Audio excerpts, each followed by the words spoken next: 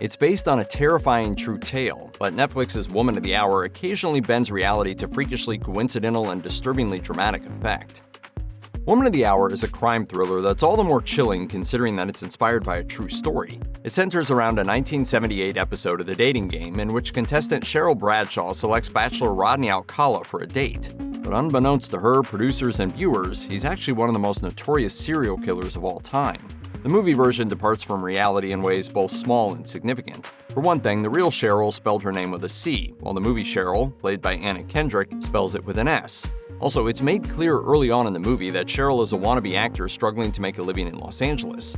After it's implied that she's lying about her age because she's reaching the upper limit of her casting window, she admits that she's thinking of giving up the dream. That is, until her agent calls with an urgent request for her to appear on The Dating Game. She finds the gig beneath her, but she still appreciates the exposure and tentatively agrees. I need a drink. But at the time that the real Bradshaw appeared on The Dating Game, she wasn't actually a working actor. Instead, she was introduced as a drama teacher from Phoenix who recently moved to the Los Angeles area. One scene set in New York City in 1971 finds a woman in her 20s painting her new apartment and talking on the phone about an upcoming trip.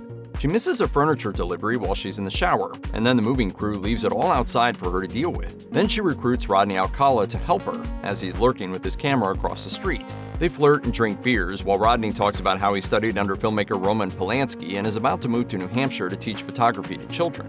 Then he suddenly and shockingly beats and strangles her. The scene aligns with the story of Cornelia Michael Crilly, a flight attendant who was strangled in her apartment in 1971. The real Alcala was found guilty of her murder, but it likely didn't occur in real life exactly the same way that it's depicted on screen. In reality, he removed her clothing, bit her, and sexually assaulted her. It's unclear if he helped her move furniture or if the attack was a more random encounter. However, the killer did quickly move from New York to New Hampshire, while also changing his name to John Berger and finding work at a girls' theater camp. A subplot of Woman of the Hour involves a woman named Laura attending the taping of the fateful Dating Game episode along with her boyfriend and his family. When the stage rotates to reveal the three bachelors, Laura suffers a panic attack and flees the studio. As it turns out, she recognizes Rodney, as she saw him creeping around the house when her friend Allison was sexually assaulted and murdered in a beach house. Laura then tries to get somebody to hear her story and heed her warning that a likely wanted killer is sitting on the stage. Alas, she can't get her boyfriend or anyone else to listen to her and take action. Rodney then successfully tapes his episode and goes on to murder many more women, as the end of the film reports. There's someone on the show right now who shouldn't be there. Who shouldn't be there? Your boyfriend? While the full extent of Alcala's real murder spree is unknown, the death of Allison and the actions of Laura seem to have been created for Woman of the Hour. Nobody at the real Dating Game studio glaringly interrupted the show or tried to identify a murderer, and nobody involved with the show was aware of Alcala's criminal record. Woman of the Hour accurately dramatizes how the Dating Game episode concluded, as Cheryl picks Rodney as her preferred bachelor. But then the plot diverges wildly from real life. In the film, Cheryl and Rodney went a trip to Carmel, California, and after the taping, they go for cocktails at a restaurant across the street from the TV studio. It goes well until Cheryl suddenly becomes deeply unsettled by Rodney's remarks and wants to leave immediately.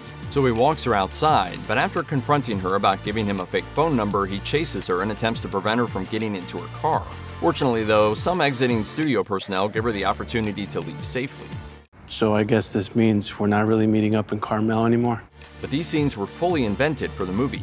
Back in 1978, the pair actually won a tennis lesson scheduled for the next day. Bradshaw declined to go as her initial meeting with Alcala left her feeling uneasy. She later recalled telling a producer, "There's weird vibes that are coming off of him. He's very strange. I'm not comfortable. Is that going to be a problem?" Bradshaw ultimately never talked to Alcala ever again.